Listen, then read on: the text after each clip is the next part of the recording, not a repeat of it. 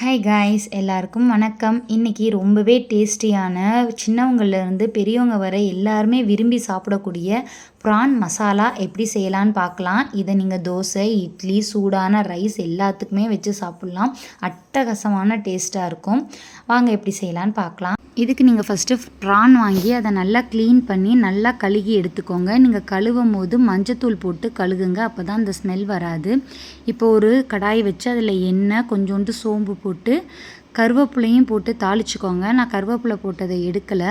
So கருவேப்பிலை போட்டு தாளிச்சிட்டு சின்ன வெங்காயம் நறுக்கி போட்டு அதையும் நல்லா வதக்கிக்கோங்க. கூடவே இஞ்சி பூண்டு விழுது போட்டு அதையும் நல்லா வதக்கிக்கோங்க.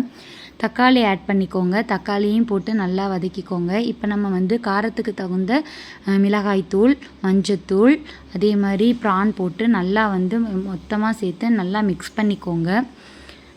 இது நல்லா அந்த கிரேவியோட நல்லா மிக்ஸ் ஆகணும். ஸோ அந்த அளவுக்கு நல்லா வதக்கிட்டு இது நல்லா வேகிற அளவுக்கு கொஞ்சம் டைம் கொடுங்க. நமக்கு அது வேகிறதுக்கு எவ்வளோ தண்ணி தேவையோ அவ்வளோவுக்கு தண்ணி ஊற்றி அதை நல்லா வேக விடுங்க. இப்போ இது நல்லா வெந்துருச்சு. கடைசி ஸ்டேஜில் பெப்பர் தூளும் கொஞ்சம் ஜீரகத்தூளும் சேர்த்துட்டு நல்லா மிக்ஸ் பண்ணிக்கோங்க. அவ்வளோதான். ரொம்பவே சூப்பரான அட்டகாசமான ப்ரான் கிரேவி ரெடி ஆயிடுச்சு. இது ப்ரான் கிரேவினும் சொல்லலாம், ப்ரான் மசாலா அப்படின்னும் சொல்லலாம். கடைசியாக கொத்தமல்லி தழை தூவி போட்டு இறக்கி வச்சுருங்க.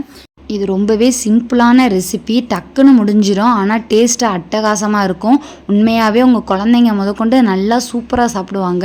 அந்தளவுக்கு டேஸ்ட்டு பக்காவாக இருக்கும். உங்கள் வீட்டில் மறக்காமல் ட்ரை பண்ணி பாருங்கள்.